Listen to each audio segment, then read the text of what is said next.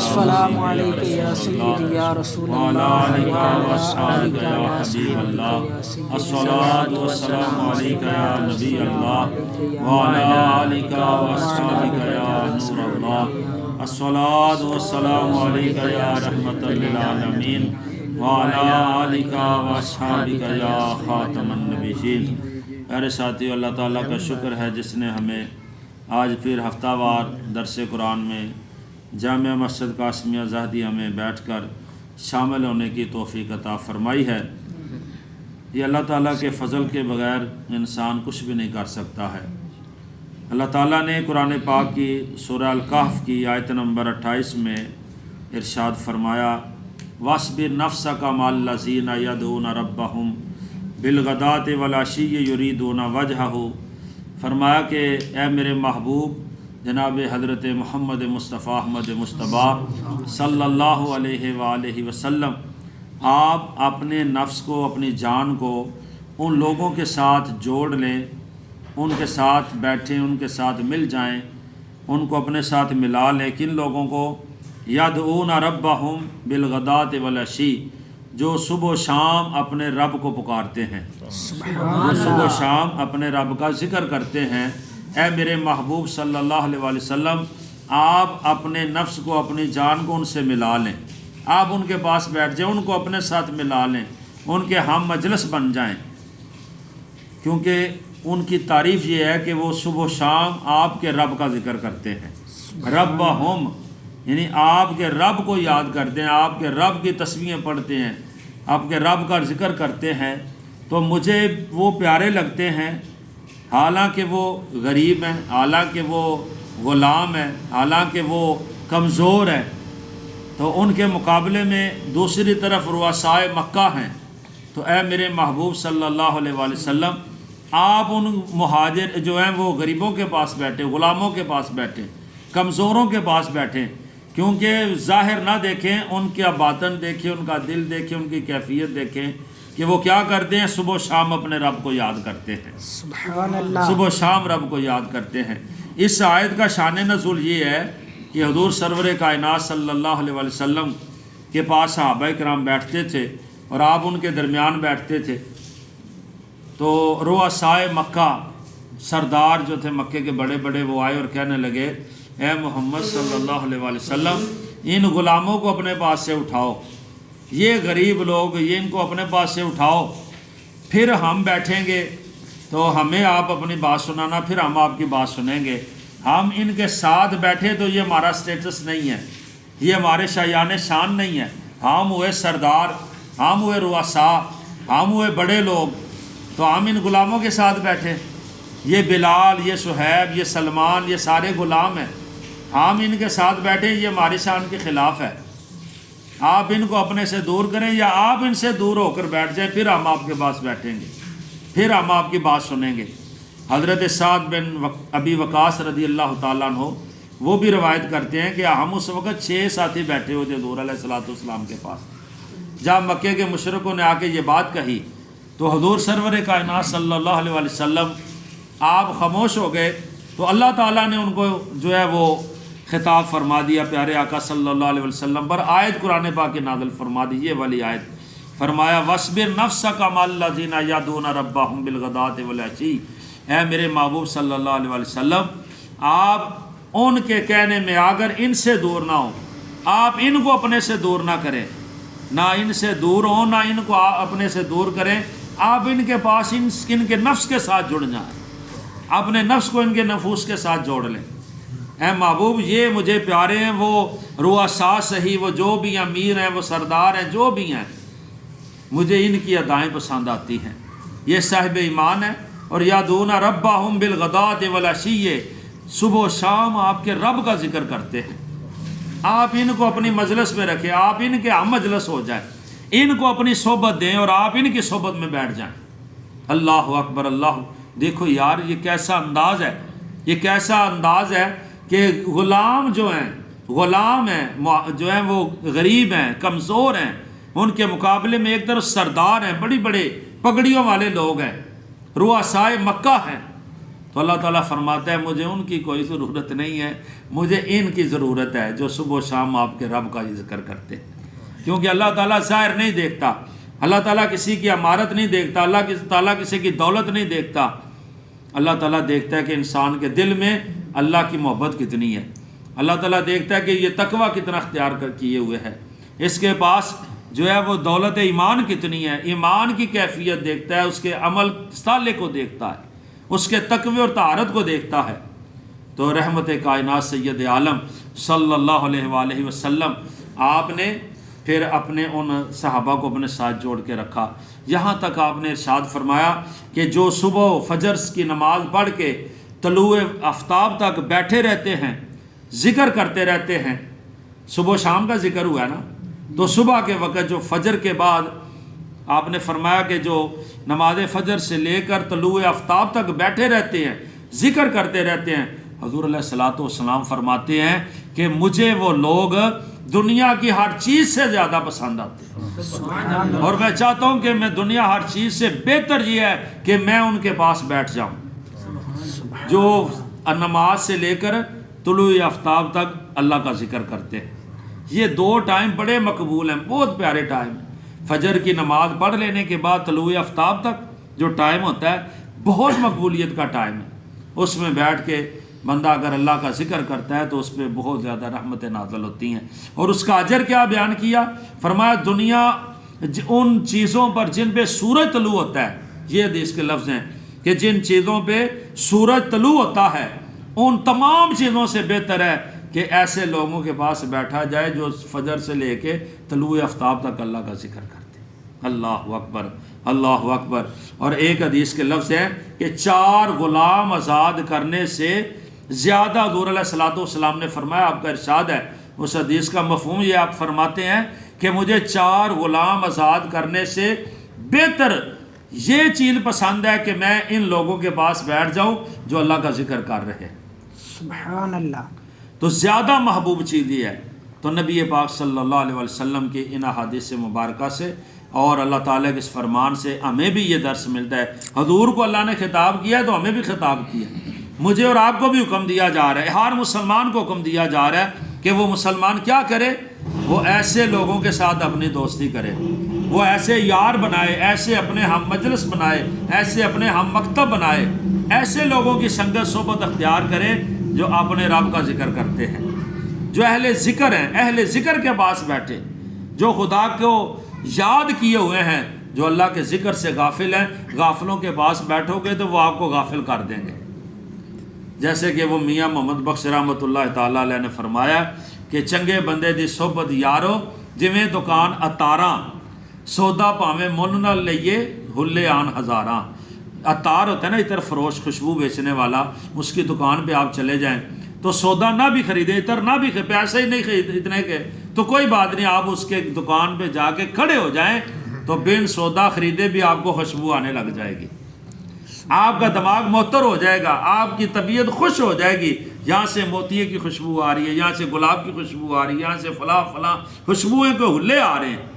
تو فرمایا ایسے ہی اہل ذکر کے پاس جا کر اگر تم بیٹھو گے تو ان کے ذکر کی جو نورانیت اور روحانیت ہے وہ تمہارے قلوب پر بھی جو ہے وہ نازل ہونا شروع ہو جائے گی، سبحان اللہ، تو وہ تمہارے دلوں پر اثر کرے گی۔ اللہ اکبر، اللہ اکبر۔ تو میرے دوستو، ہمیں ایسے اپنے یار بنانے چاہیے، بڑے بڑے کوٹھیوں والے، بڑے بڑے مالدار ایسے دوست نہ بنائیں۔ غافلوں کی، جو بھی غافل ہے، اللہ کے ذکر سے جو غافل ہے، جو نماز سے دور ہے، جو عبادات الہیہ سے دور ہے، جو دین سے دور ہے، ان سے آپ بھی دور ہو جائیں۔ ہاں، اگر یہ نیت آپ رکھ کے ان سے دوستی کرتے ہیں کہ میں اس کو دعوت دے کر نیکی کے راستے پہ چلاؤں گا، پھر تو ٹھیک ہے، یہ نیت کے ساتھ دوستی رکھنا جائز ہے اور حلال ہے اور بہترین ہے۔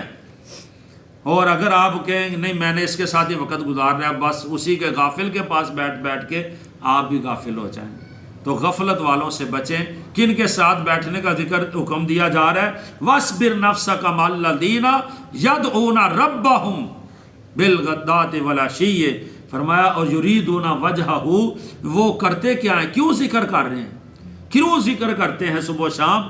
یریدون وجہہ، وہ اپنے اللہ کی رضا چاہتے ہیں، وہ اپنے اللہ کی خوشی چاہتے ہیں، وہ اپنے اللہ کی محبت چاہتے ہیں، وہ اپنے اللہ کی قربت چاہتے ہیں، اس لیے قربت الہی کے لیے انہوں نے کون سا راستہ اختیار کیا ہے؟ ذکر کا، یاد الہی کا۔ اور یاد رکھیں کہ یاد ذکر الہی یعنی یاد جو ہے یہ انسان کے لیے زندگی ہے، اور غفلت جو ہے وہ انسان کے لیے موت کے برابر ہے۔ غفلت جو ہے انسان کے لیے موت کے برابر ہے۔ غافل نہ ہو، پانچوں وقت نماز کی حاضری جو ہے یہ بھی ذکر کا ذریعہ ہے۔ اولین ذکر 5 وقت کی حاضری، اولین ذکر۔ اس کے بعد جمعے کو ٹائم مل جائے، آگے پیچھے ٹائم مل جائے، مجلس میں یعنی جس طرح ہم مجلس کرتے ہیں مل کے ذکر کرنا، اس کا کیا فائدہ ہے؟ صحیح بخاری کی حدیث پاک ہے، میرے اور آپ کے آقا صلی اللہ علیہ وسلم خود بیان فرماتے ہیں، رحمت کائنات صلی اللہ علیہ وسلم نے صحابہ کو یہ بات بیان کی، فرمایا کہ اللہ تعالیٰ کے کچھ ایسے فرشتے ہیں جو ہر وقت سیر کر رہے ہیں، گشت کر رہے ہیں، گھوم رہے ہیں، تلاش کر رہے ہیں۔ کسے تلاش کر رہے ہو بھائی؟ وہ کہتے ہیں ہم ذکر کرنے والی جماعت تلاش کر رہے ہیں، ذکر کرنے والی جماعت، اجتماع جہاں پہ ذکر الہی ہو رہا ہے، ہم ان کو تلاش کر رہے ہیں۔ تو وہ تلاش کرتے کرتے گھومتے گھومتے جب ان کو کوئی ذکر والی جماعت مل جاتی ہے، نظر آتی ہے، تو ان میں سے کوئی فرشتہ، ایک فرشتہ آواز دیتا ہے، ہلمو ہلمو، ادھر آؤ ادھر آؤ، یہ دیکھو ہمارا مقصود تو یہاں پہ ہے، یہ لوگ ذکر کر رہے ہیں۔ وہ فرشتے بھی وہاں پہ آ جاتے ہیں، جہاں پہ اہل ذکر بیٹھ کے ذکر کرتے ہیں، تو وہ اپنے آپ کو اس وقت خالی نہ سمجھیں، ان کے دائیں بائیں آگے پیچھے فرشتے بھی موجود ہوتے ہیں، وہاں پہ فرشتے بھی موجود ہوتے ہیں۔ اللہ اکبر، اللہ اکبر، اللہ کے نورانی اور برکت والے فرشتے موجود ہوتے ہیں، اور اس محفل ذکر کا تعلق جو ہے زمین سے لے کے اللہ کے عرش تک جڑ جاتا۔ تو ذکر ہوتا رہتا ہے، محفل چلتی رہتی ہے، آخر میں دعا جب ہوتی ہے، دعا مانگ کے لوگ گھروں کو جاتے ہیں، فرشتے اللہ کی بارگاہ میں عرش الہی کے پاس پہنچ جاتے ہیں، خدا کی بارگاہ میں حاضر ہوتے ہیں۔ اللہ تعالیٰ ان سے فرماتا ہے، یہ صحیح بخاری کے اندر حدیث پاک آ رہی ہے، پیارے محبوب صلی اللہ علیہ وسلم نے فرمایا کہ اللہ تعالیٰ ان فرشتوں سے فرماتا ہے کہاں سے آئے ہو؟ وَهُوَ عالم، حالانکہ اللہ جانتا ہے یہ کہاں سے آئے ہیں، لیکن پھر بھی پوچھتا ہے بتاؤ کہاں سے آئے ہو؟ اپنے محبوب بندوں کا ذکر سننا چاہتا ہے اللہ تعالیٰ۔ تو وہ کہتے ہیں یا اللہ ہم زمین پر فلاں جگہ پہ گئے ہوئے تھے، فلاں مسجد میں، فلاں دربار پہ، فلاں آستانے پہ، فلاں تیرے بندے بیٹھ کر ذکر کر رہے تھے، ہم ان کے پاس سے ہو کر آئے ہیں۔ اللہ تعالیٰ فرماتا ہے کیا میرے بندوں نے مجھے دیکھا ہے؟ مجھے دیکھا ہے انہوں نے؟ میرا دیدار کیا ہے؟ تو فرشتے عرض کرتے ہیں مالک نے دیکھا تو نہیں ہے۔ تو اللہ تعالیٰ فرماتا ہے اگر دیکھ لیں، اگر میرا جلوہ میں پردے ہٹا دوں، اپنا جلوہ انہیں دکھا دوں، اپنا نور دکھا دوں، تو پھر تو فرشتے عرض کرتے ہیں مالک اگر وہ تیرا جلوہ دیکھ لے، تیرے نور کی تجلی دیکھ لے، تو مالک وہ دنیا کے اور ما فیہا کے کام چھوڑ کر ہر وقت تیرے ذکر میں لگ جائیں، تیری یاد میں لگ جائیں۔ اللہ اکبر، اللہ اکبر۔ تو اللہ تعالیٰ فرماتا ہے فرشتوں انہوں نے مجھ سے کچھ مانگا ہے، کچھ سوال کر رہے تھے، یا اللہ وہ تجھ سے تیری رحمت کا سوال کر رہے تھے، تیری رحمت کا سوال کر رہے تھے۔ اللہ تعالیٰ فرماتا ہے فرشتوں گواہ ہو جاؤ، میں نے ان سب پہ رحمت فرما دی، ان سب کو جنت عطا کر دی، ان سب کے گناہ معاف کر دیے، ان سب کو جہنم سے بری کر دیا ہے۔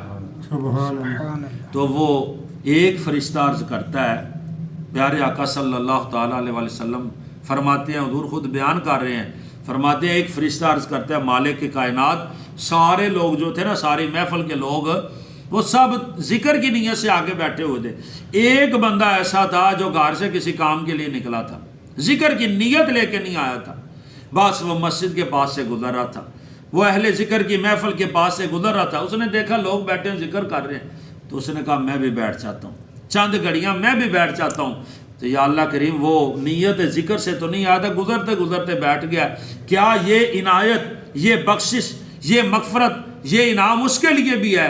تو اللہ تعالیٰ فرماتے ہیں ہم قوم لا یشقی جلیسہم، جو یہ میرے ذکر کرنے والے ایسے نیک اور رحمت والے برکت والے لوگ ہیں کہ ان کے پاس بیٹھنے والا بدبخت نہیں رہتا، میں نے اس کو بھی بخش دیا ہے۔ سبحان اللہ۔ جو نیت لے کے گھر سے نہیں آیا تھا، چلتے چلتے راستے میں بیٹھ گیا، وہ بھی انعام یافتہ ہو گیا۔ اللہ اکبر۔ اہل ذکر اور اللہ والوں کی یہ شان ہے۔ اسی صورت کاف کے اندر اصحاب کاف کا ذکر موجود ہے، اور اصحاب کاف کے ساتھ ساتھ ان کے کتے کا بھی ذکر موجود ہے۔ کتا حالانکہ نجس ہے، تفسیر ابن کثیر میں علامہ ابن کثیر رحمۃ اللہ علیہ فرماتے ہیں کہ حالانکہ کتا ناپاک جانور ہے، ناپاک جانور ہے، اور کوئی قابل قدر بھی نہیں ہے، قابل ذکر بھی نہیں ہے، لیکن فرمایا کہ اصحاب کہف کے ساتھ، وہ نیک لوگوں کے ساتھ اس کو نسبت ہو گئی ہے، نیک لوگوں کے ساتھ وہ جڑ گیا ہے، تو رب العالمین جل وعلا نے اس کا ذکر جو ہے قرآن پاک کی آیت بینات کے اندر فرمایا۔ سبحان وَقَلْبُهُمْ بَاسِطٌ ذِرَاعَيْهِ بِالْوَسِيدِ وَقَلْبُهُمْ بَاسِطٌ ذِرَاعَيْهِ بِالْوَسِيدِ آیت نمبر 18 میں اس کا ذکر آ رہا ہے، وہ 28 نمبر آیت تھی، یہ 18 نمبر آیت ہے۔ قلبہم، ان کا کتا، کن کا کتا؟ اصحاب کہف کا کتا۔ دیکھو کتا بھی اگر اللہ والوں کے ساتھ صاحب ایمان لوگوں کے صحبت سنگت میں آ جاتا ہے تو وہ قرآن پاک کی آیتوں کے اندر اس کا ذکر بیان ہو جاتا ہے، سبحان وہ مذکور ہو جاتا ہے، وہ عظمت والا ہو جاتا ہے، رفت والا ہو جاتا ہے۔ تو انسان کے تو کیا کہنے ہیں، انسان کامل، اللہ انسان اگر گناہ گار بھی ہو، آپ نے وہ سنا نا واقعہ حضرت غوث پاک کا، پیران پیر شیخ عبد القادر جیلانی رحمۃ اللہ تعالی علیہ کا، کہ وہ ایک چور آگو صاحب کی دربار میں کہ چلو میں آج بڑے گھر میں ہاتھ ڈالتا ہوں، ہیں جی، حضور غوث پاک جو جبہ پہنتے تھے اس پہ ہیرے جواہرات لگے ہوئے تھے، موتی لگے ہوئے تھے، اللہ اکبر۔ تو وہ اس پہ اس نے دیکھ لیا، اس نے کہا بابا جی ہیں، بزرگ لوگ ہیں، اللہ والے ہیں، یہ مجھے کیا کہیں گے، ہیں جی، رات کو جبہ اتار کے جب عبادت میں لگیں گے تو میں جبہ پکڑ کے بھاگ جاؤں گا۔ رات ہوئی تو وہ چھپ کے بیٹھ کے، حضور آپ نماز پڑھ رہے تھے، عبادت میں تھے، تو اس نے جناب جبہ اتارا ہے، تاریخ کی کتابوں میں آتا ہے کہ جبہ اتار کے جب نکلنے لگا تو دروازہ ہی نظر نہیں آتا، دروازہ ہی نظر نہیں آتا، جانا کدھر ہے، نکلنا کدھر سے ہے، اللہ اکبر۔ تو بارگاہ غوثیت ہے، یہ غوث اعظم کی بارگاہ، ایسے محروم کیسے جا سکتا ہے؟ تو غوث کی حدود میں آ گیا، غوث پاک کی مجلس میں آ گیا، محفل میں آ گیا، ان کے تو جو ہے صحبت اور سنگت میں آ گیا، ان کی نگاہ کا تو انتخاب بن گیا، اب کیسے جا سکتا ہے؟ تو پھر اس نے جبہ رکھا، پھر اس نے کہا شاید میری آنکھوں کا کوئی یہ پردہ آ گیا، کوئی اندھیرا چھا گیا، کوئی مجھے دھوکا ہو رہا ہے۔ پھر جبہ پکڑا اور پھر دیکھا دروازہ نہیں، جب جبہ رکھ دیتا ہے دروازہ نظر آنے لگ جاتا ہے، وہ دروازہ جانے والا ہے، جب جبہ پکڑ کے نکلنے کی کوشش کرتا ہے دروازہ ہی نظر نہیں آتا۔ ساری رات گزر گئی، بیٹھ گیا، تو اتنے میں دروازے پہ دستک شروع ہو گئی۔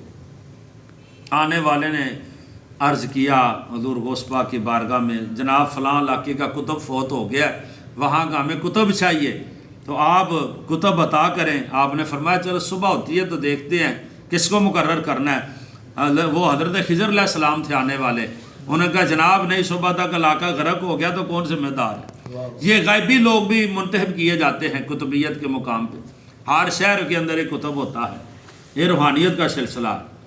تو فرمایا کہ مجھے اس علاقے کا، آپ نے فرمایا اچھا اتنی جلدی ہے، تو وہ چٹائی میں لپٹا ہوا بیٹھا ہوا ہے، اس کو لے جاؤ۔ اللہ حضرت خضر علیہ السلام کے بازو پکڑا، اٹھو بھائی کتب صاحب چلو۔ وہ کہے جناب میں تو چور ہوں، میں کتب کہاں سے آ گیا، میں تو علی بے نہیں جانتا، دین کی، شریعت کی، طریقت کی، میں کتبیت کہاں سے مل گئی مجھے؟ حضرت خضر علیہ السلام نے فرمایا تو یہاں پہ اس بارگاہ میں آنے سے پہلے چور ہی تھا، لیکن یہ غوث اعظم کی بارگاہ ہے، یہاں پہ آیا ہے تو غوث کی بارگاہ اور ہم مجلس، ہم مکتب ہونے سے تو منفرد ہو گیا ہے، ان کی توجہ روحانیت سے اللہ نے تیری غلطیاں کوتاہیاں معاف کر دی ہیں، تیرے دل کو پاک صاف کر دیا ہے، نور ایمان سے بھر دیا، تجھے مقام قطبیت عطا کر دیا۔ سبحان اللہ۔ اب تو کتب ہی ہے، چل کتب صاحب، اللہ اکبر۔ دیکھ لوگوں کی بارگاہ کے اندر وہ انسان تھا نا، کتا آ جائے تو اس کا مقام ہو جاتا ہے، یہ تو انسان تھا، یہ تو مسلمان تھا۔ تو حضور غوث پاک رحمۃ اللہ تعالیٰ علیہ کی سنگت اور صحبت کی برکت سے اللہ نے کیا شان عطا فرمائی۔ تو میرے دوستو ہمیں اس بات پہ غور کرنا چاہیے کہ ایسا دوست بنائیں، ایسا دوست ڈھونڈیں جو نماز پڑھتا ہو، جو ذکر کر، جو ہم اگر غافل بھی ہو جائیں، یہ میرا جملہ، ہم اگر غافل بھی ہو جائیں تو وہ ہماری غفلت دور کرے، ہمیں یاد کرائے، او بھائی تو نے نماز پڑھنی، یار ذکر میں آیا کر، یار نماز کے لیے آیا کر، یار فجر میں اٹھ کے آیا کر۔ وہ تمہیں اٹھانے کے لیے آئے، وہ یاد کرے، تمہیں یاد دہانی کروائے کہ یار تو غافل ہو رہا ہے، آ ذکر میں آ محفل میں کیوں نہیں آ رہا؟ تو ایسا دوست ڈھونڈیں، ایسے سے دوستی کریں۔ اللہ تعالیٰ مجھے آپ سب کو توفیق عطا فرمائے۔ صحبت صالح ترا صالح کنت، صحبت تالے ترا تالے کند. علامہ جلال الدین رومی رحمۃ اللہ فرماتے ہیں کہ نیکوں کی صحبت تجھے نیک کر دے گی، برے لوگوں کی صحبت تجھے برا بنا دے گی. نیکوں کے پاس آنا جانا رکھیں، اللہ تعالیٰ دلوں کو نور ایمان سے روشن فرما دے گا. وما علینا الا البلاغ المبین. ذکر